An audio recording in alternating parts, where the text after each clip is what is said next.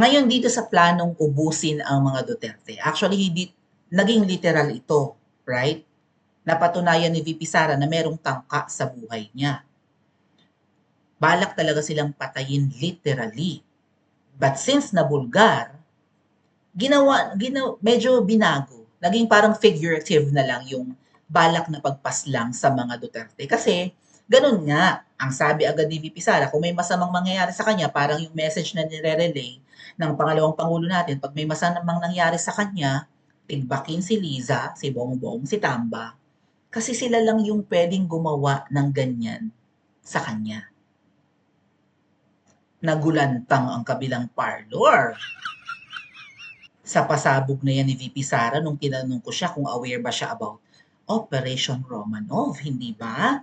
O hindi nila sukat akalain na merong maghihigante kay VP Sara pag ginurgur talaga nila. Kaya anong tumatakbo sa isip ng tatlong damonyo? Si Butod, si Ngiwi at saka si Budoy. Anong tumatakbo sa isip nila? Siguro ganito. Wait. Pag tinigbak natin yung lentek na Sara na yan, baka nga resbakan tayo nung inutusan niya, baka gurgurin din tayo.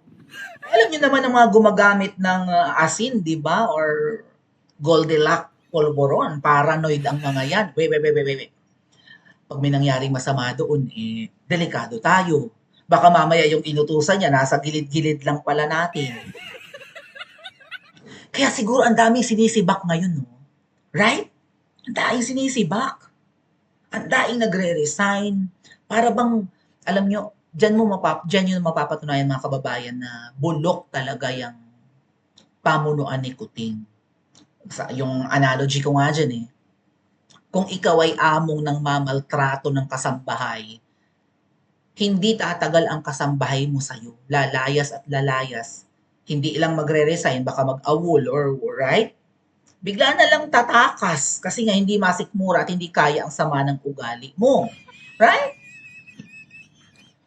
Oh. So, bakit itong sinakuting ay palit ng tao kung hindi man resign ng resign ang mga appointees at iba pang mga empleyado sa offices ng gobyerno. Ay hindi nga nila siguro kaya at masikmura ang pinagagawa sa kanila. Baka sinabi, kumamkam ka ng bonggang-bongga, ano ba yan? Hindi ka makakota.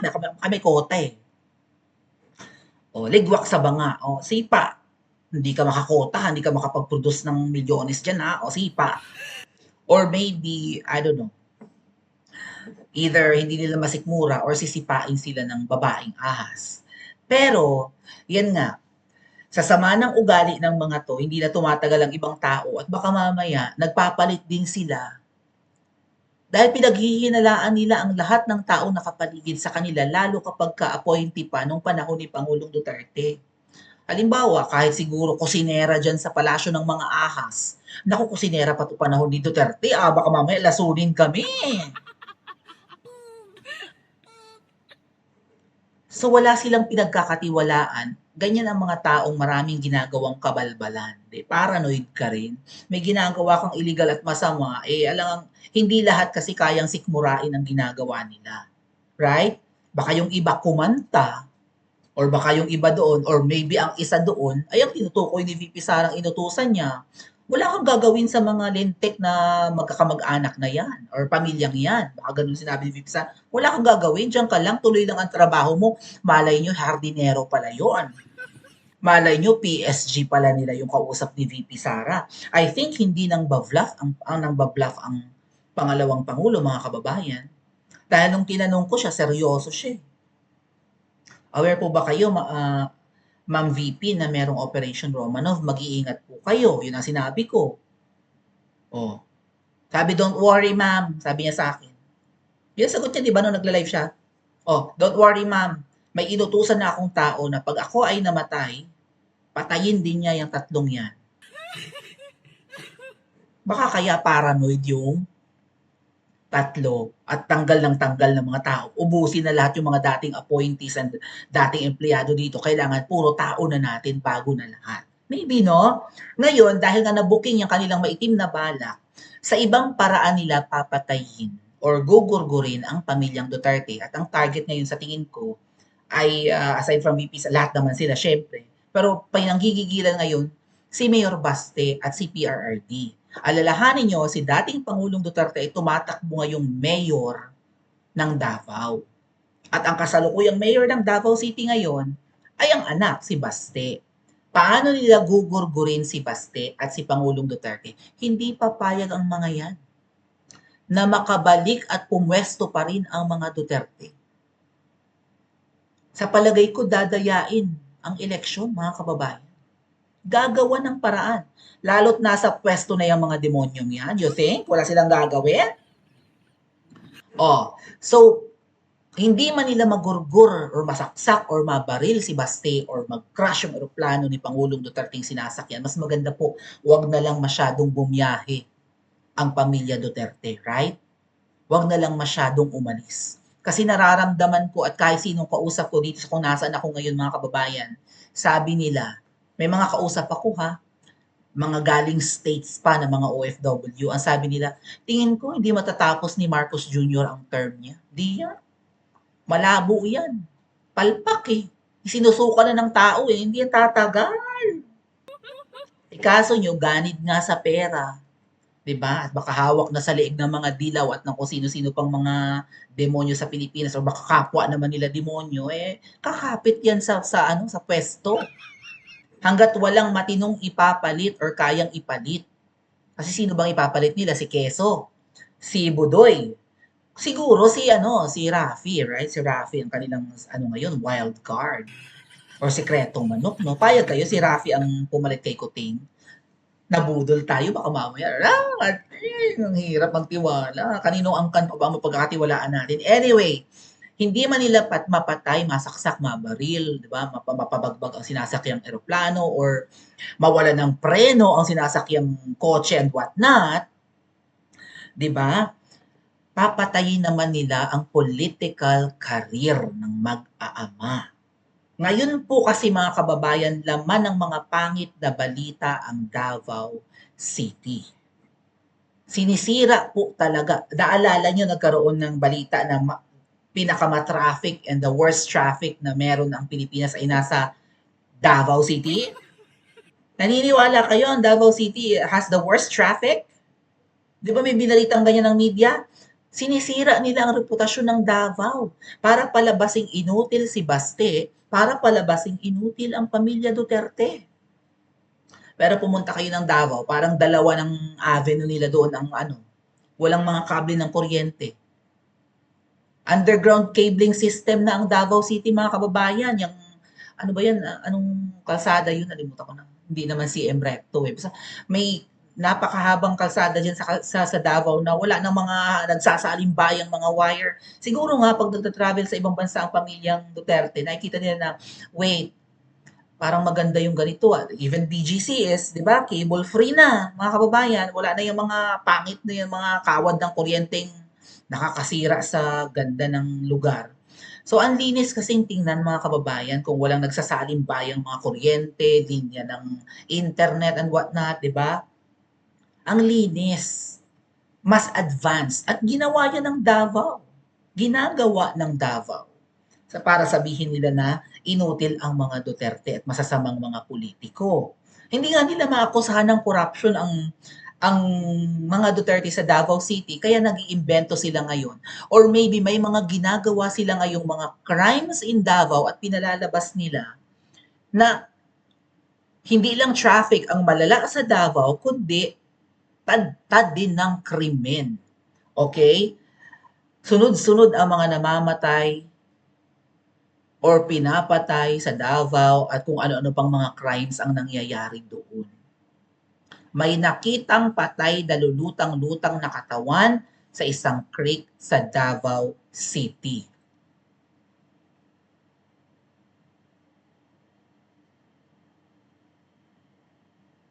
Oh, dead body found in Davao City stream. Oh, sasabihin nilang peaceful ang Davao, prime, 'Di ba, pinagmamalaki ng Davao City yan na peaceful sila, eh, bakit may lulutang-lutang na patay? Dalawa pa raw, eh, isa lang? Kaninang umaga lang 'to. Sa Kalye Apeke, Kalinan, Poblacion, Davao City. Authorities are currently investigating the incident. So may patay na katawan lulutang-lutang doon sa ilog or sa kanal. Sabihin, palalabas na, akala ko ba peaceful sa Davao? Wala na raw insurgency sa Davao, bakit may mga napapatay? Right? Hindi lang yan mga kababayan. May isang babae nagtitinda laang sa tabing kalsada ng kanyang mga palamig at kung ano-ano pa ay binaril. Dilat na dilat ang araw, binaril ang babae. So, nakakalurky ito mga kababayan.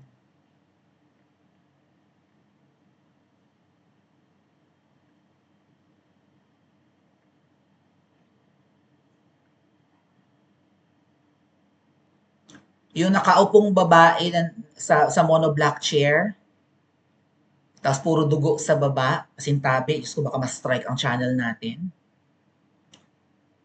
Patay, binaril. Nagtitinda laang. Vendor ka, may kaaway ka. Sino ang pwedeng maging kaaway ng isang vendor na nagtitinda laang, nagninegosyo laang sa tabing kalsada? Right? Para siya'y paslangin ng ganyan. Baka mamaya may inutusan lang mga kababayan na pumatay ka doon para ano. Sige, pumatay ka kahit sino. Kailangan maraming mamatay. May patay na itinapon sa kanal, may namatay sa tabing kalsada, magulo sa Davao.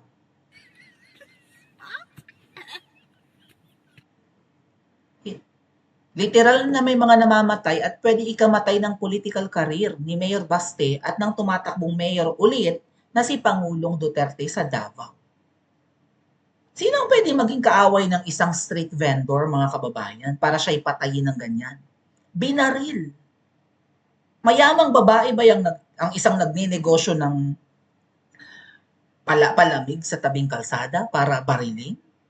Gaano kalaking tao ang nabangga niya or kinalaban niya para mag-utos ng isang, 'di ba? Ng isang mangbabangbang. Hindi lang 'yan mga kababayan.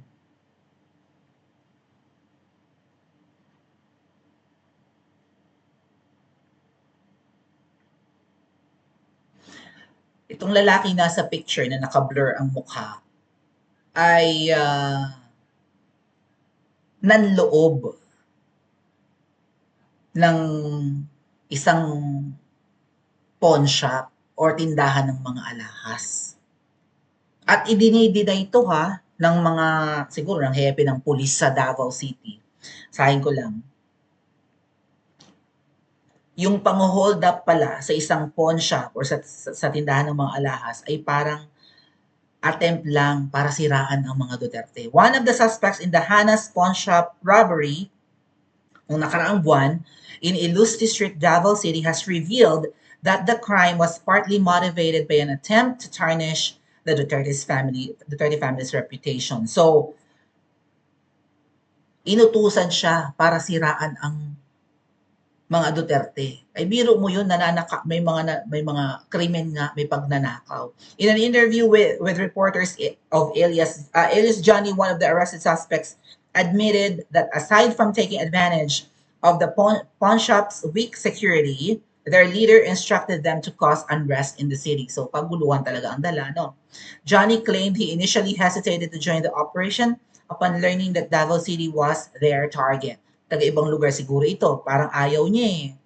Nung nalaman niyang Davao, kasi siyempre mahigpit ang Davao, di ba? Safe ang Davao, tapos doon sila gagawa ng pagnanakaw. So ayaw sana niya. However, due to financial struggles, ito nga mahirap, no? Ang taong kumakalab ang sikmura ay madaling yayain sa krimen or paggawa ng krimen. Kung hindi ka kikita sa matinong paraan at legal na paraan, matutokso kang gumawa ng illegal, ng pagnanakaw, ng pag-hold up at kung ano-ano pa. Baka magbenta ka na rin ng droga, magkaroon lang ng kakapiranggot na kita. He also admitted to being under the influence of illegal drugs during the robbery. Pinasinghot muna. Pinahit-hit muna, pinahigop muna para wala sa tamang katinuan, para hyper na hyper din. Johnny is now under the custody of Davao City Police Office and is facing multiple charges. Meanwhile, authorities are still tracking down the remaining members of the group. Yung ibang kasama niya, for sure, titigbakin yun para huwag kumanta. Ito, baka mama itong lalaking nabugbog, siguro nahuli nga sa pang-hold up, ay kasi nga magaling naman ang Davao City sa ganyan, no? Baka ito ay paslangin sa kulungan para huwag nang kumanta pa. Dinidinay ito ng mga opisyalis ng kapulisan sa Davao na ganyan, na merong utos na gumawa kayo ng krimen sa Davao, mang-hold up kayo, magnakaw kayo doon, looban nyo ang mga tindahan ng mga alahas, di ba? Malaki ang mga ginto ang mananakaw yung mga mamahaling alahas, eh malaking pera yun, milyon-milyon. O natukso yung lalaki at syempre tinuruan na rin magbisyo or baka addict na nga rin. Kailangan mahal magastos naman magbisyo mga kababayan eh. Although nagmumura ngayon ang presyo ng tiabo ay libo pa rin kung gusto mo talagang maligat ang hihit-hitid mo or hihigupin mo. Kung gusto mong maligat at good quality, libo naman ang halaga ng bisyong yan. So dahil nga may bisyo, madali nang yayain sa krimen para may pangtustos sa bisyo. At sinabi, inutusan pala sila na sa Davao gumawa ng pagnanakaw para masiraan ang pamilyang Duterte. Tingnan nyo kung gaano kahayop ang ginagawa ng mga kalaban. At naalala nyo ba na parang may nag-test na positive, di ba may parang may random drug test ang mga trabahador sa Davao City Hall?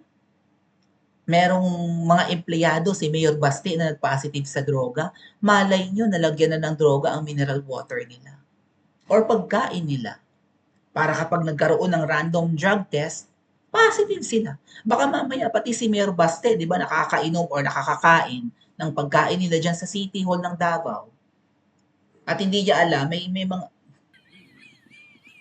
alam niyo bang, according to Agent Jonathan Morales, mga kababayan, kung natuloy daw na umattend kami this is from Agent Morales, kung natuloy daw na umattend kami sa hearing ng mga buhaya against mga vloggers na DDS at kinontempt kami kapag nakakulong na kami sa loob ng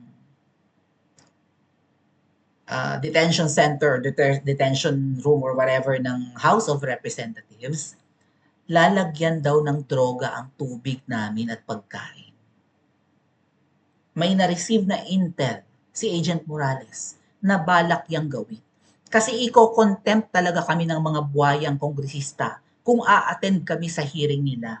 Kasi pinagbibintangan nila kaming mga pogo vloggers daw kami at mga narco vloggers. At kapag kami ay napakain at napainom ng merong inilagay doong piabu or whatever, cocaine, pwede naman yon. Merong liquid cocaine, mga kababayan, no? Akala mo alak, yung pala ay cocaine. Liquid form, hindi pulbos. Napakain kami, napainom kami ng nilagyan na nila ng drogang pagkain na tubig. Pag dinrug test kami, positive kami. Ganito kadedemonyo ang mga magnanakaw at mga sindikato. Hindi lang sila willing magnakaw, willing pa silang pumatay, willing pa silang sumira ng buhay. At threat sa kanila ang pamilyang Duterte. Kaya ang tanong, ano ang gagawin natin? Mag-aantay na lang ba tayo ng 2028? Kasi ang ibang mga DDS ayaw lumaban. Ang totoong laban daw sa 2028 pa. Busy na sila sa pangangampanya ngayon at pagpopromote ng mga politikong sinisip-sipan nila. Payag kayo na tuloy-tuloy ang kademonyohan at kahayupan ng mga kalaban hanggang 2028? Pa-comment po sa comment section at mag-like and subscribe din po kayo.